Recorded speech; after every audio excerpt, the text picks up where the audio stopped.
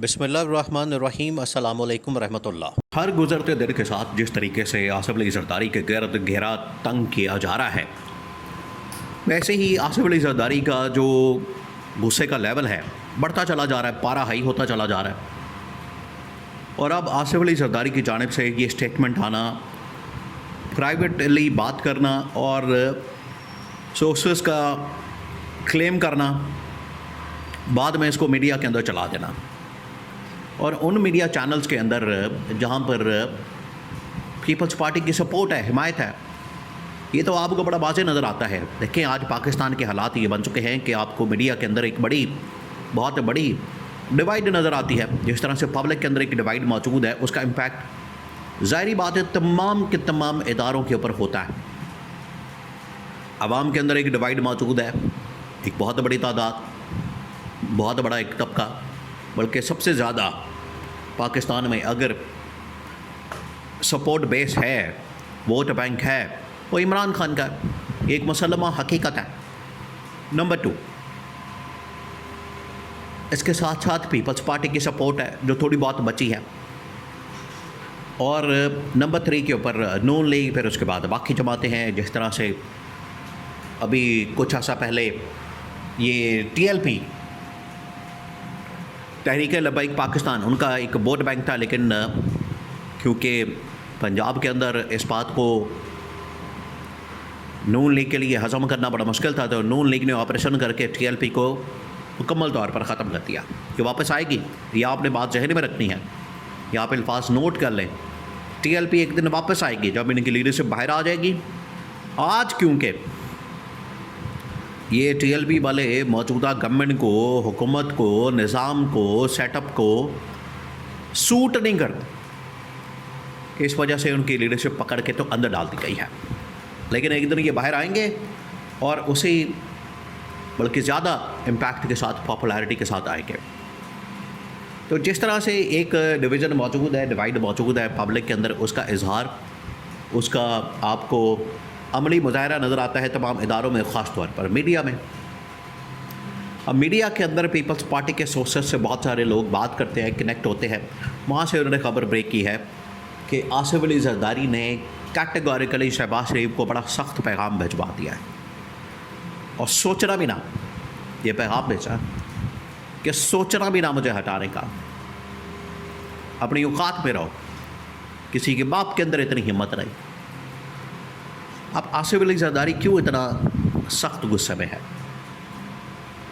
जिसको नॉर्मली पाकिस्तान के अंदर कहा जाता है कि वो मफाहमत का एक बहुत बड़ा बादशाह,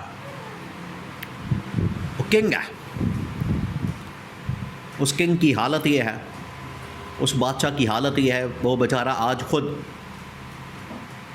भीख मांगने पर मजबूर है, तरले करने पर मजबूर है, और अपना इक़्तिदार बचाने के लिए हाथ पाँव मार रहा है। ये किस किस्म का किंग है, या ये किस किस्म का मफाहमत का बादशाह है? देखिए सियासत एक ही चीज़ के ऊपर होती है, या अपने उसूल को याद रखना। सियासत होती है आवाम के सर पर, और यही इनका जो बड़ा लीडर था पीपल्स पार्टी का, जुल्फ़िकार अली भुट्टो, उसी का दावा था, क्लेम था, नारा था कि ताकत का, सियासत का सरचश्मा आवाम है। तो आवाम ने तो इन लोगों ने बिल्कुल ही नज़रअंदाज कर दिया, उसको साइड पर कर दिया, और इनके नज़दीक ताकत का जो सरचश्मा है वो इस्टेब्लिशमेंट है।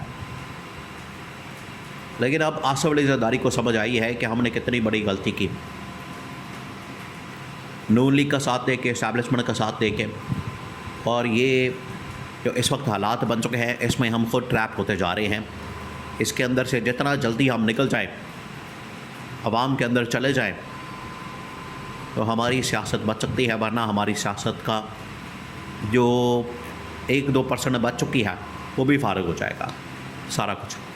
तो ये आसिफ अली जरदारी ने प्राइवेटली अब पैगाम जो है गवर्नमेंट को पहुँचा दिया। अब गवर्नमेंट, हुकूमत, क्योंकि शहबाज शरीफ पड़े हुए हैं आसिफ अली जरदारी के पीछे कि इनको हटाना है, हटाना है, हटाना है, क्योंकि पीछे से असल में जो डंडा आया हुआ है। आप इमेजिन करें कि जब इस्टेब्लिशमेंट किसी बात के ऊपर ठान लेती है तहिया कर लेती है, इस बात के ऊपर अड़ जाती है कि मैंने ये काम करना है, और फिर करके छोड़ती है, तो वो डंडा नून लीग को दिया हुआ है और उसकी वजह से नून लीग पीछे पड़ी हुई है आसिफ जरदारी के। आसिफ जरदारी ने भी कह दिया है किसी का बाप भी सोचना भी मत मुझे निकालने का, किसी का बाप भी मुझे छेड़ नहीं सकता।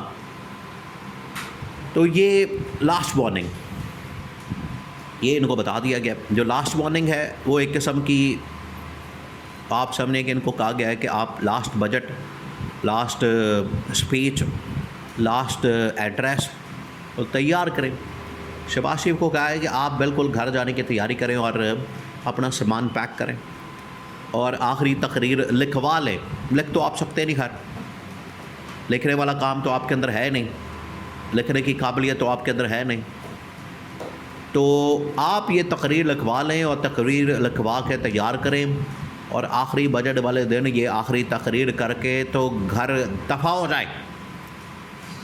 ये बातें हो रही हैं। अब पीपल्स पार्टी आसिफ जरदारी इस लेवल की बातें कर रहा है, इस लेवल के ऊपर आ चुका है। उसको पता है कि ये मेरे पीछे पड़ गए हैं, अब मैंने इनको नहीं छोड़ना। उसने बता दिया कि सोचना भी ना मुझे हटाने का। अगर किसी ने ऐसा करने की हिम्मत की, जुर्रत की, तो फिर आगे से करारा जवाब आएगा, करारा जवाब, ये बता दिया गया। और पीपल्स पार्टी ये आप देखेंगे कि अब जलसे जुलूस करने जा रही है सिंध के अंदर और बाकी इलाक़ों के अंदर। पीटीआई खैबर पख्तूनख्वा में, पंजाब में वो करने जा रहे हैं। तो ये अब नून लीग की सारी गेम प्लान, देखिए एक पूरा गेम प्लान किया गया। नून लीग ने जो इक़्तिदार के ऊपर कब्ज़ा करने का पूरा गेम प्लान किया, वो अब बढ़ जाएगा, वो अब ख़त्म हो जाएगा, क्योंकि उसके मुकाबले में पीपल्स पार्टी ने और पीटीआई ने जो गेम प्लान तैयार किया, उसका काउंटर प्लान तैयार किया, वो बड़ा खौफनाक है।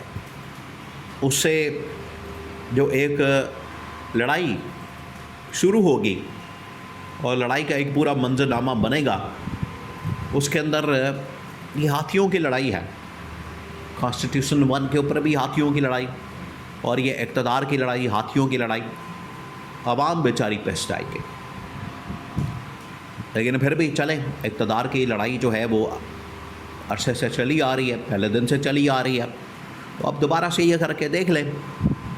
लेकिन आसिफ अली जरदारी ने इसका मुकाबला करने का ऐलान किया और हटाए जाने की सूरत में गवर्नमेंट के ख़ात्मे का ऐलान कर दिया।